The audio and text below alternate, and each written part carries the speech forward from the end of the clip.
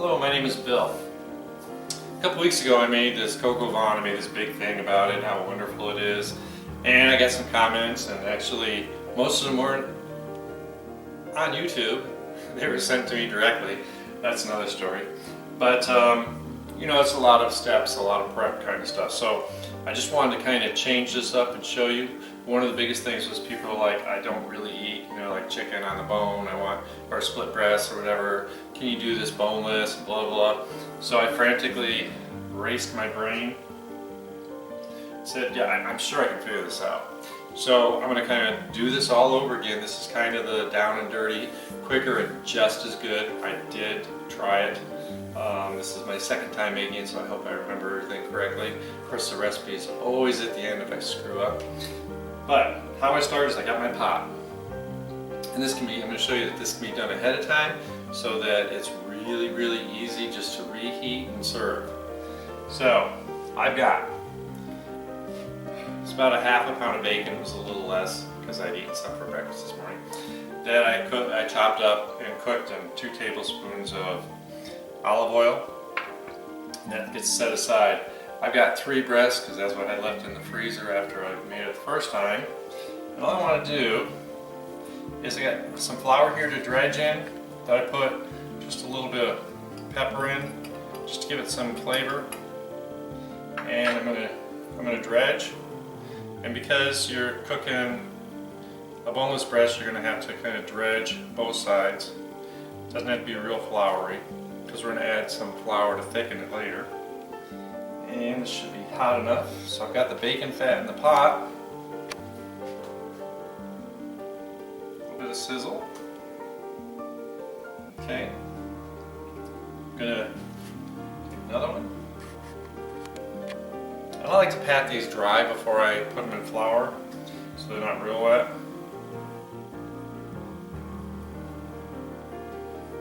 Get those flour fingers.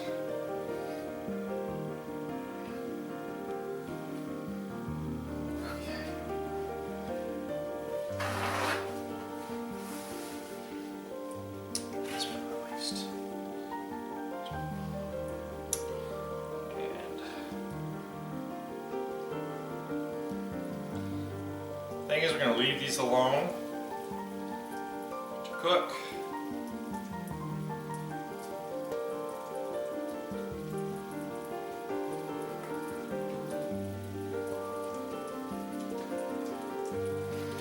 Meantime, I'm going to get rid of my plate here.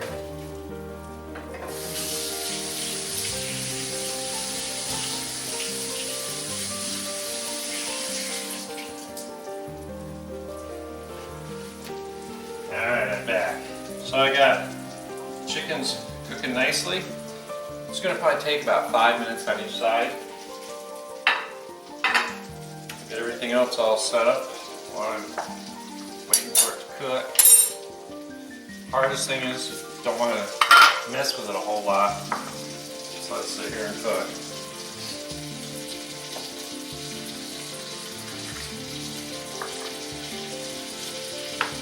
Just occupy my time because I love poking food while it's cooking.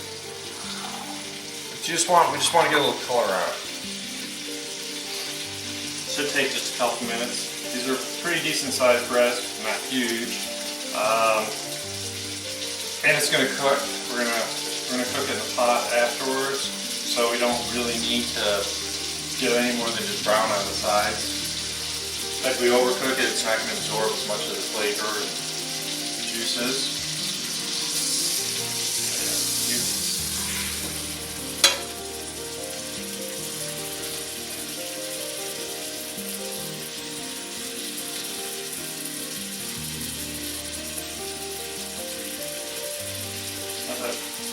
Probably just 3 minutes on each side. 2 minutes with that. Now you can't see this, that's the hard part. As soon as I get that camera out up there, it'll be good.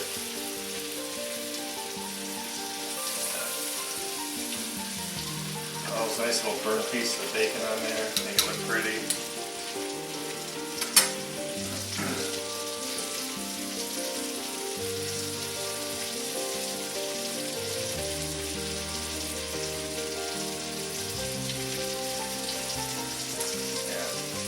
I said, this is kind of cool.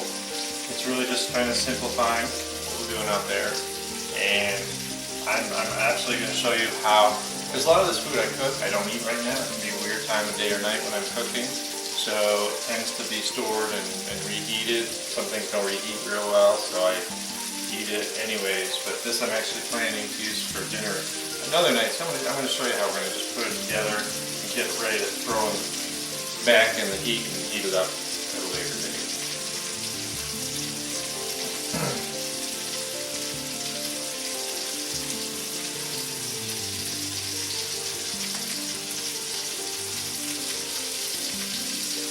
Awfully good, smelling awfully good too.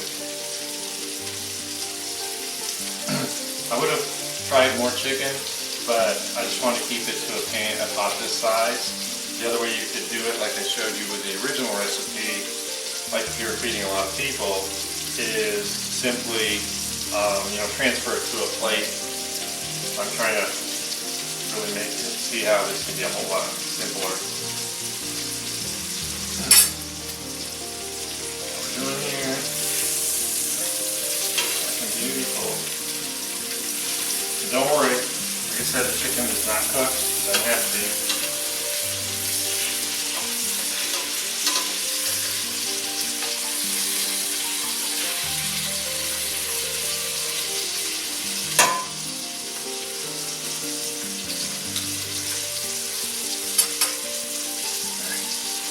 The plate, transfer this on to.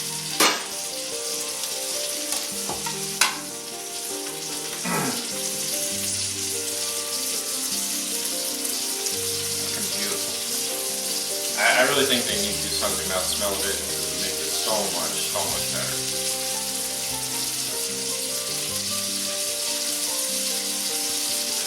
I'm going to turn the heat down a little bit because I'm about to take it out and I don't want it to really rip roar for the next step. Beautiful piece of chicken there. You see they're all nice and brown and got some bacon on them.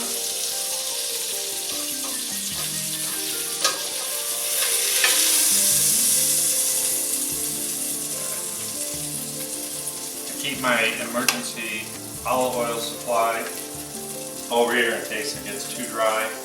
It didn't this time. Try to get some of that stuff off of here. Flour, thickening, and all that chicken stuff. Turn it down a little bit. So what I have here, basically I took a whole sweet onion, sliced it real thin. Just going to throw it in here. And then I diagonally cut a bunch of carrot.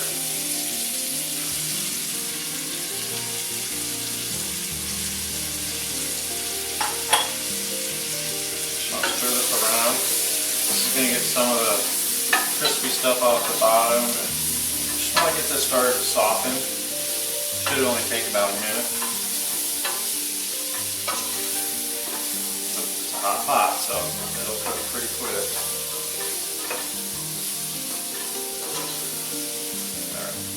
Sit just a minute. Either way, like I said, this recipe is just like the one I made previously, just a little simpler, a little shorter, and it's something that can be done ahead.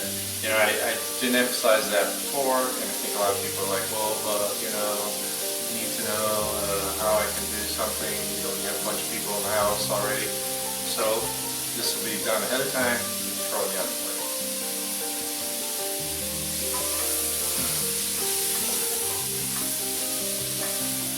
Good stuff's coming off the bottom of the pot.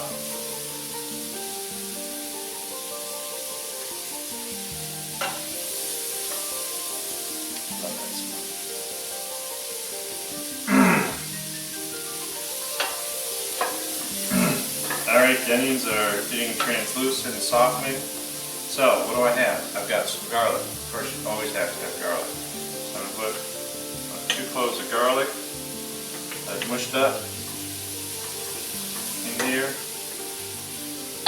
Don't want to burn the garlic, so I'm just going to mix it around, basically let some of that fragrance out. So this takes about a minute. Carrots are starting to soften, the onions definitely are. And the next step, I use a big fancy word, so it's a burnie, which is really just flour and butter at room temperature. So it's 2 tablespoons of butter that I just left out this morning, and I just took a fork and I squished in 2 tablespoons of flour. Now what I want to do is get it in the pot. This is going to be my real thickening agent. Scoop this out.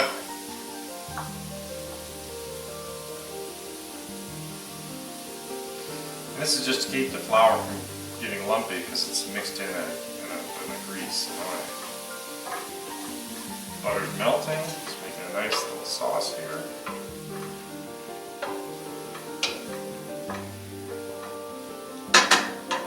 Again, it smells great. Now notice there's something about garlic. When you put garlic in a pan, it's got all this crunchy stuff at the bottom. It lifts it right up, so it cleans your pan for you. It smells good. Alright, I'm trying not to stir this, so I'm trying not to pay attention to it. Alright. This is all done. Everything's coated in my flour and butter. So I got a cup low sodium chicken stock. People say, what's the difference between stock and broth? Technically, stock should be a little less flavorful than the broth, but it is thicker. It should be cooked down from the bone. Stir around. It's still a real nice hot pot here. Now we've got a liquid in here, so we're definitely getting everything off the bottom of the pan.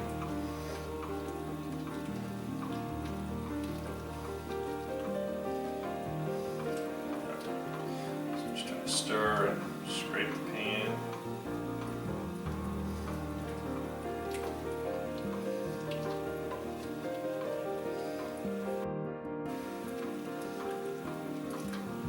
Nice and bubbly. Doesn't this feel easier? Alright, so it's a little flavor. Got me 2 nice fresh bay leaves, they look crazy, and just a half a teaspoon of thyme. Don't need to make it really complex in the flavoring department.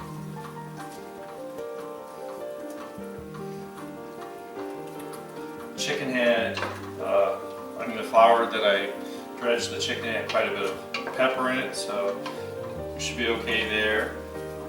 Taste plain, you can always add that. I don't add salt. Don't cook with a lot of salt.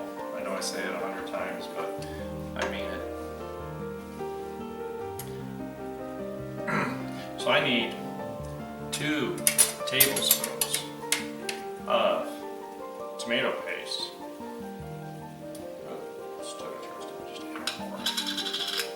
So I just take a knife, dig out.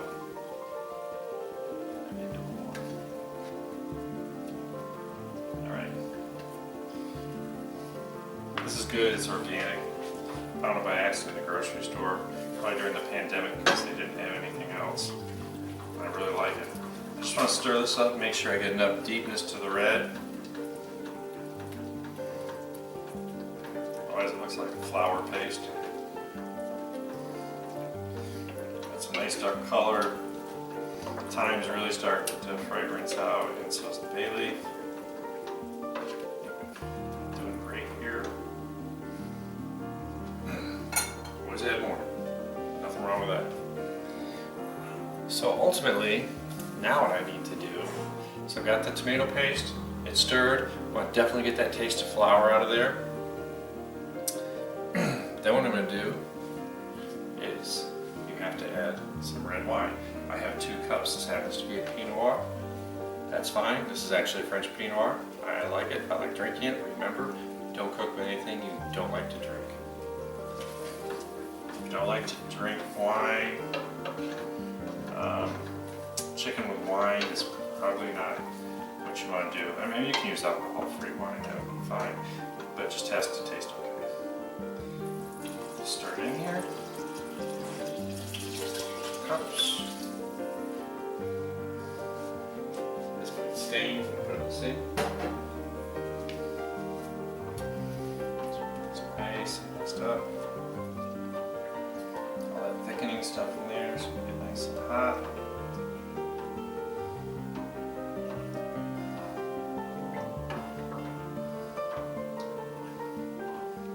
Still a great recipe. I'm still going to stick by that.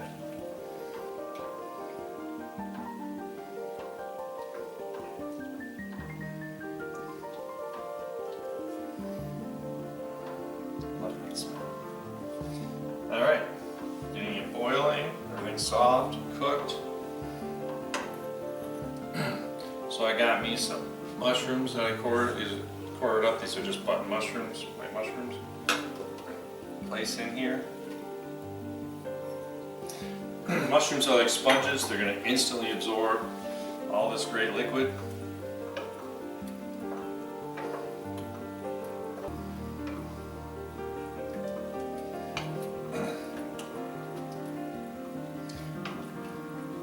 It's already turning a nice wine color. Like I said, we're putting the lid on this and we're going to cook it, so really don't have to worry about getting everything cooked in. This has a really nice gravy consistency.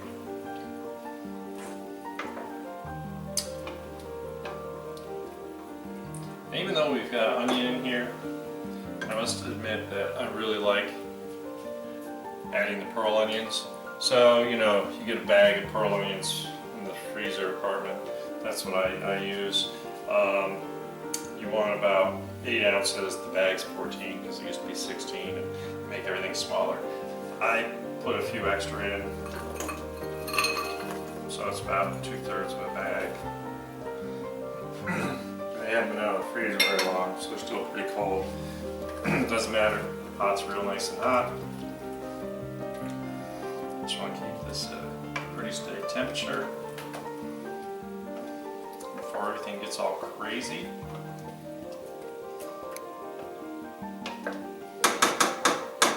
Last but not least, I want to bury this chicken in the pot.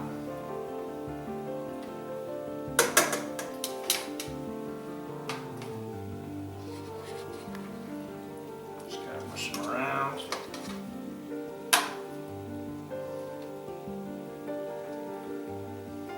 Make sure they're nice and covered. Chicken juice in there.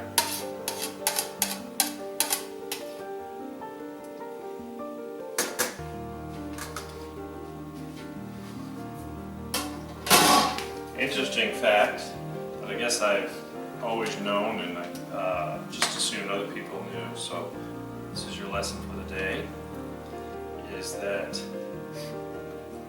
the juice that you see in meat is not blood. When animals are slaughtered, they're always bled, so the liquid is really just juice. It's red colored from the protein in the cells of the meat. It's not blood. Some people say, oh, that's really bloody. It's really not. So don't get freaked out about that. Little known fact, you didn't know that. Alright, what I'm going to do, got everything still boiling. Now remember, when you put the lid on, you're going to increase the heat instantly. So what I want to do is I want to get this down to a simmer. Watch it just to make sure that it's not going to boil crazy. I'm going to put the lid on it. Now, like I said, I'm doing this as a how you cook something ahead of time. So I would normally, if you want to serve it for dinner, you'd want to cook it for half an hour. Because I'm going to reheat it, I really only have to cook it for about 20 minutes. So let's let this cook. I'll be back in 20 minutes. Give me a chance to clean up my mess and we'll see what it looks like. Be back in a minute. My timer went off. It's been 20 minutes. Let's get a little sneak peek. I turned the heat off already. It smells really, really fantastic. There. So, this is really cooked. It hasn't completely cooked down. So, because we're going to heat it up for dinner tonight.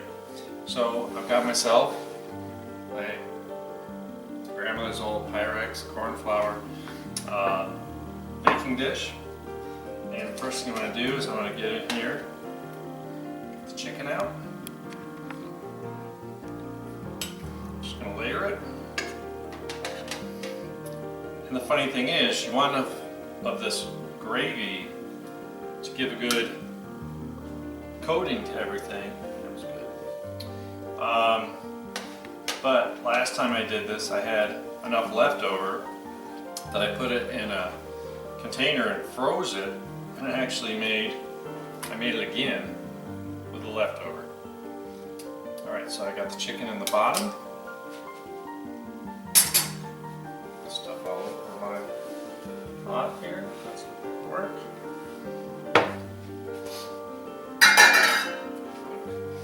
So now what I'm going to do is I just want to, and you'll see how this all looks. Turn this.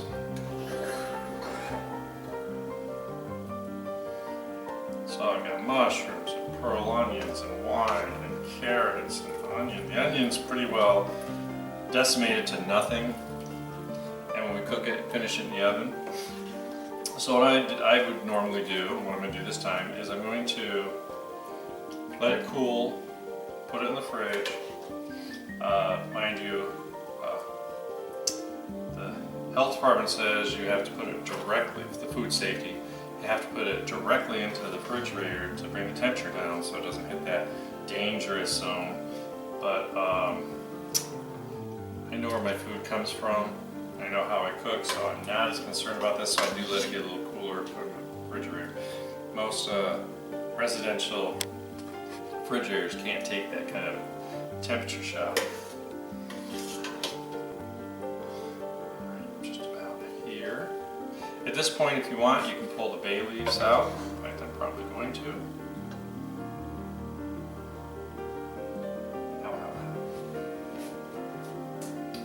Just so you don't forget.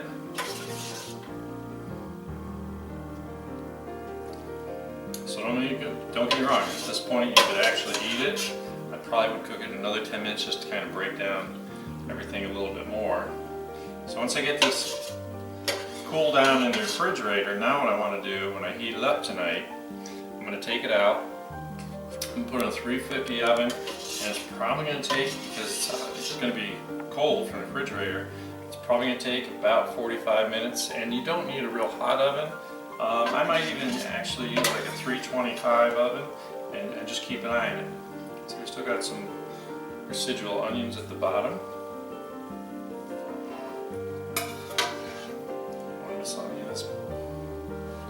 Apologize for putting this in front of you, but I am right-handed.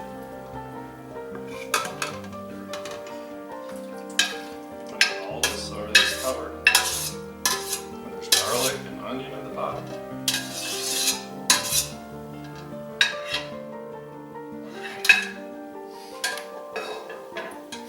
So now here, I got this buried chicken, and this is going to keep it tender. Of course, the wine is breaking down, so this is kind of like a chili, where sitting in the refrigerator is actually going to tenderize it and give it more flavor. So there's nothing wrong with it. So the last thing I'm going to do, I want to get my bacon that I had fried earlier. I'm going to spread it all over the top because I want that flavor when I reheat it to really be in there.